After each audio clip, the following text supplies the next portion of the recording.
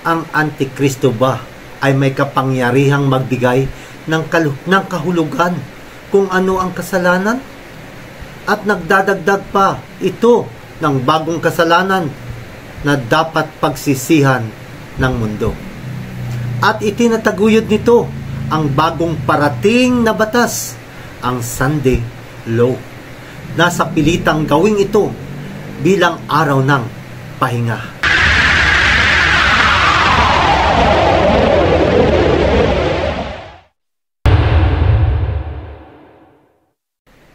Ayon sa Daniel 7, talatang 25, magsasalita siya laban sa kataas-taasan at pahihirapan niya ang mga hinirang ng kataas-taasang Diyos. Tatangkain niya na baguhin ang mga kautusan at ang mga takdang mga araw. Ano ang kanyang babaguhin? Ang araw at kautusan.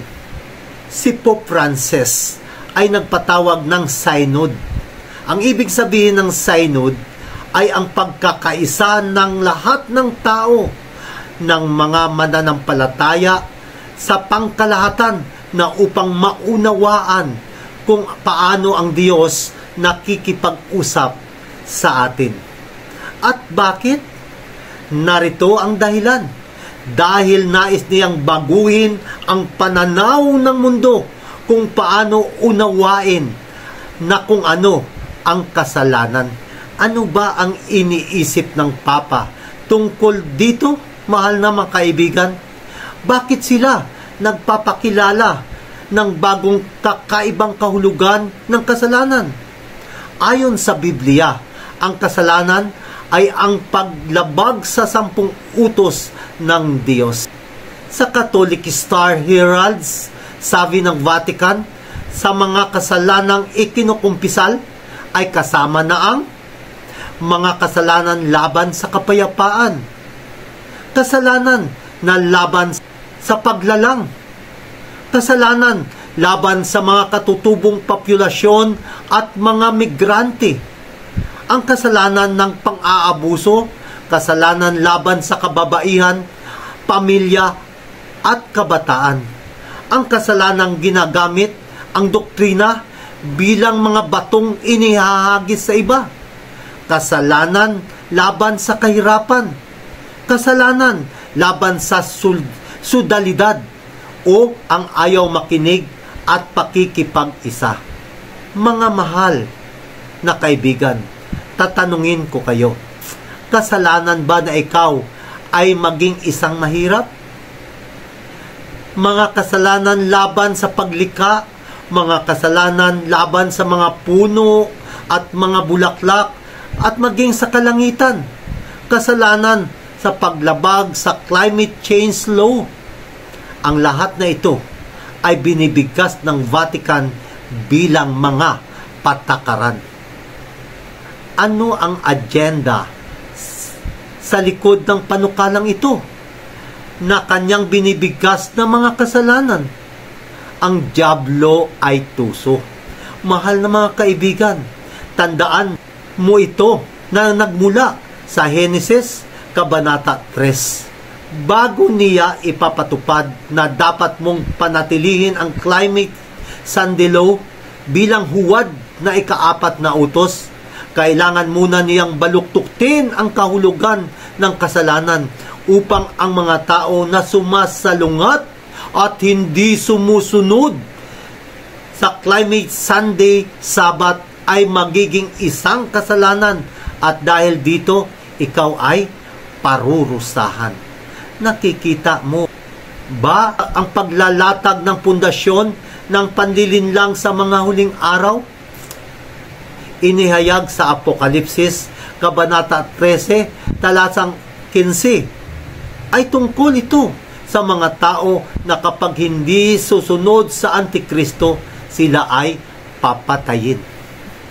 Ang Roman Pontiff, ang Papa, sa pamamagitan ng kanyang pamunuan, dito ay muling tutukuyin ang 10 utos at kung ano ang kasalanan at pagbabaluktutin ang katotohanan ng Diyos at moralidad. na gaya ng sumisira sa ecosystem na ngayon ay kasalanan laban sa Diyos at lumalabag sa otoridad o kasalanan laban sa synodality. Ito ay mga bagong paglabag na dapat tayong magsisi. Yaong ginagamit ang mga doktrina bilang mga batong inihahagis ay ang bagong imoralidad. Ang ayaw makinig at pumasok sa pakikipag-isa sa Papa at sa kanyang mga obispo ay kasalanan na ngayon na dapat mabayaran. Yan ang sinasabi ng bagong utos ng Katoliko at ito ang huwag kang magkasala laban sa synod.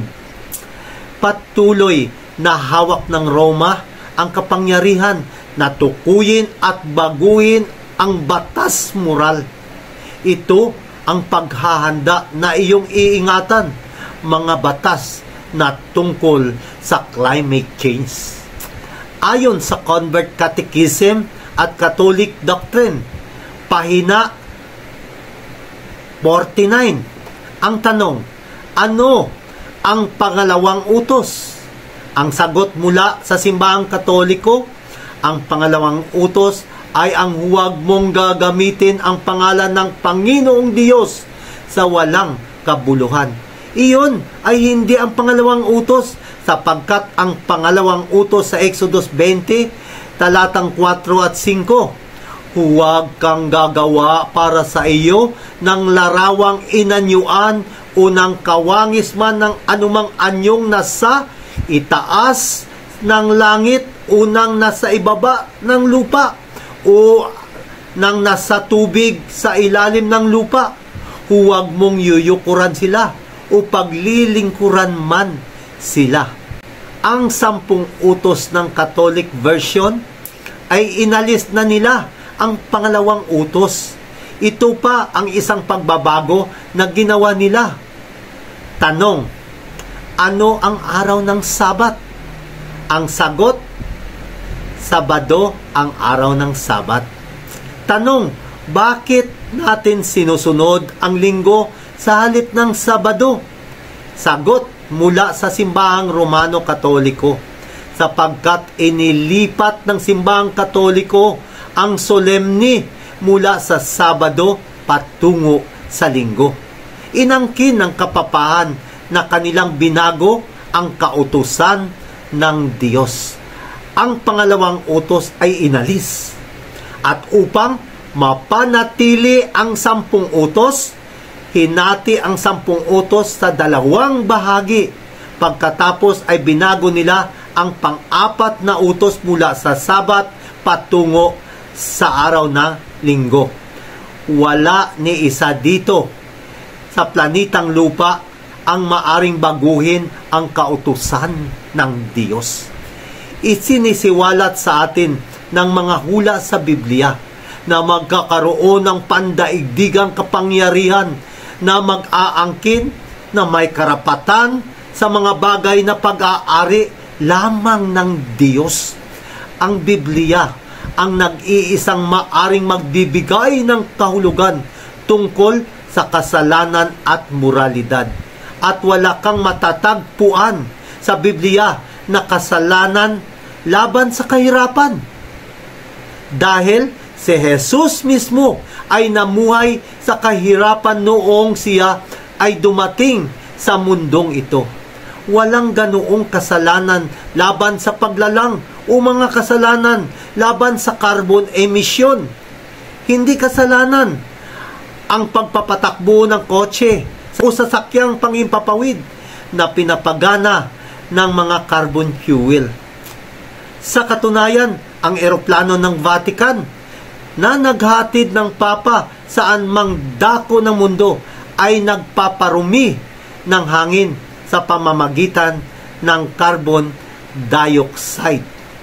Dagdag pa, kapag ikaw ay nagsasalita laban sa mga nasa posisyon o otoridad, kapag sila ay nagtataguyod ng mga mali sa halip na katotohanan ay tiyak na kasalanan. Nais ng Roma na gawing kriminal ang anumang mga boses na nagproprotesta na nagsasalita laban sa mga pagkakamali ng obispo ng Roma. Ang mga hula ng mga Apokalipsis Kabanata 13 ay mabilis na naisakatuparan at ito ay mabilis na natutupad sa iisang yugto. Isang bagyo ang darating at ang Antikristo ay gumagawa ng todo para pag-isahin ang mundo ng relihiyon. Narinig mo na ba ang kasabihan ng isang lobo na nakadamit ng tupa? Ang agenda ng Green Sabbath ay parang hindi nakakapinsala. At kung ano ang ginagawa ng Antikristo sa panahon ng Dark Ages, makikita nila itong ekumenismo bilang isang kasuklam-suklam sa paningin ng Diyos. Ito ay kapansin-pansin na ang tao ng kasalanan ay nagbabago ng kahulugan ng kasalanan. Hindi nila pinag-uusapan ang plano niya na isulong ang kawalan ng batas sa buong mundo. Mga mahal kong kaibigan, itong pandaraya at pagtatakip ng Antikristo. Ang Roma ay naglalatag ng saligang para sa iyo upang ipangilin ang araw ng linggo bilang banal na araw ng Diyos. Tanging ang Diyos lamang ang makapagbibigay ng kahulugan sa kasalanan. At sa pamamagitan ng paglikha ng bagong pagsipi na ito para sa mga kasalanan, ang Vatican at ang Papa ay sinusubukang ilihis ang atensyon mula sa tunay na kahulugan ng kasalanan na upang baguhin ang mga kautusan ng Diyos at ang simbahang Romano ang may kasalanan. Hayaan natin na ituon ang ating mga mata kay Jesus. Sinabi ni Jesus na huwag mong isipin na ako'y naparito dito sa lupa upang buwagin ang mga kautusan o ang mga propeta. Hindi ako naparito para alisin ang mga ito, kundi ang tuparin ang mga ito. At dahil sa biyaya ng mga Kristiyano ay sumunod sa 10 mga utos ng Diyos. At mayroon lamang silang nagtutulak na motibasyon na nais ni Jesus na kinakailangan nilang gawin, nananampalataya sa pamagitan ng pag-ibig. Ayon sa Juan, Kabanata 14, talatang 15. At ang pinakamalakas na paraan para sabihing mahal natin ang Diyos ay ang pagsunod sa kanyang mga utos. Ayon sa Apokalipsis 22:14-16, mapalad ang nagsisitupad ng kanyang mga utos upang sila'y magkaroon ng karapatan sa punong kahoy ng buhay.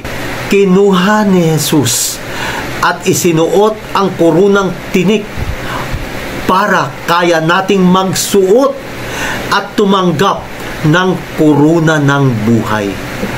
Tanging ang dugo ni Jesus ang makapaglilinis sa ating mga kasalanan at ang kanyang katwiran ay magiging ating mga katwiran. Gusto mo bang makasama si Jesus at mamuhay kasama siya sa makalangit na kaharian? Magpawalang hanggan? Manatili kang nakatingin, kaibigan, kay Jesus dahil siya ay tapat sa kanyang mga pangako na siya ay naghahanda ng tahanan para sa mga badal doon sa langit na bayan. Hanggang sa muli, mga mahal kong kaibigan, dito sa programa ng mga historya, propesiya at mga katotohanan na nagmula sa Biblia.